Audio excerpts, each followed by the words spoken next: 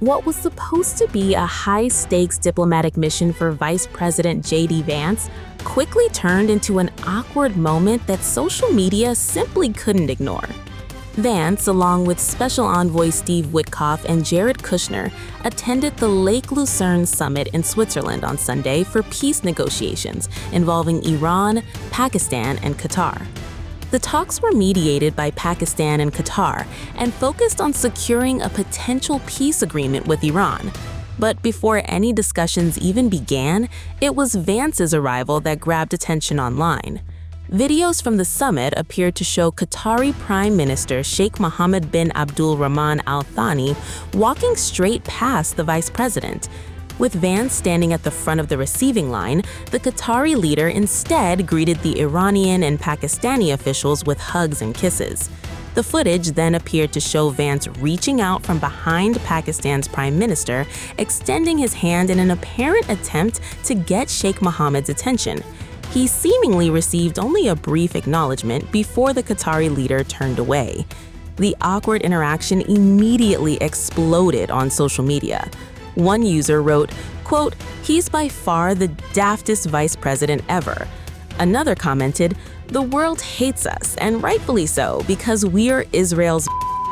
A third suggested the moment looked deliberate, writing, quote, "Looks like it was planned. Shabazz stepped in front well in advance as if to help the Qatari minister avoid Vance." Another user posted, quote, "You can't get respect for the asking. You have to earn respect." And one person joked, quote, "They gave you a private jet, but apparently they draw the line at a handshake." The apparent cold shoulder didn't end there. But despite the viral snub and the flood of online commentary, Vance struck a far more optimistic tone the following day.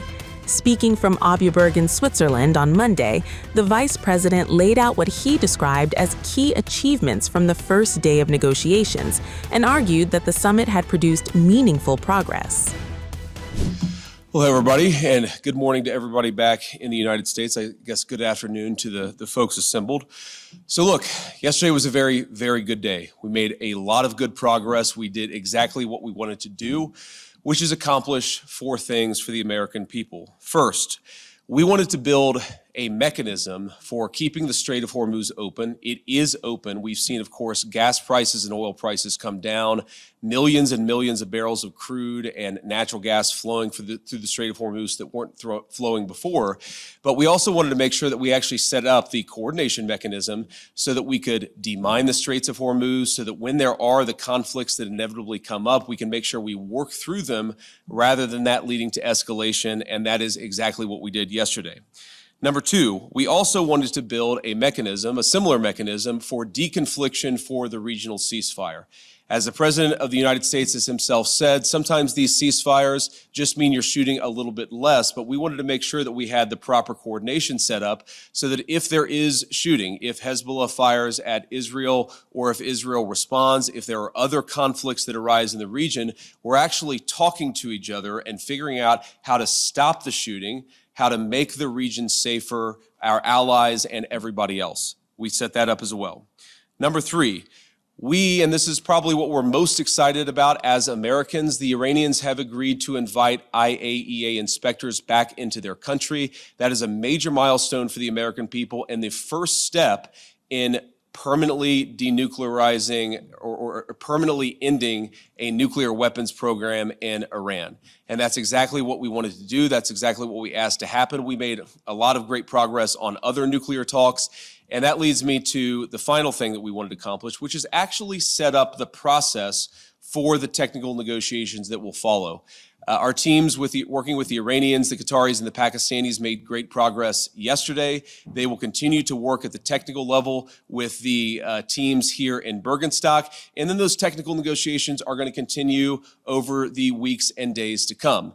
We wanted to set up a structure for that so that you could have proper political oversight, but obviously, as much as this place is very beautiful, I can't stay here for the next 60 days. I'm about to go back home to the United States, but the technical teams are going to be working with proper oversight to make sure that we're accomplishing the objectives that matter for everybody. So those are the things that we wanted to accomplish. We came here, we did exactly that. The way that I think about it is very simple. We laid a very good foundation for a successful final deal.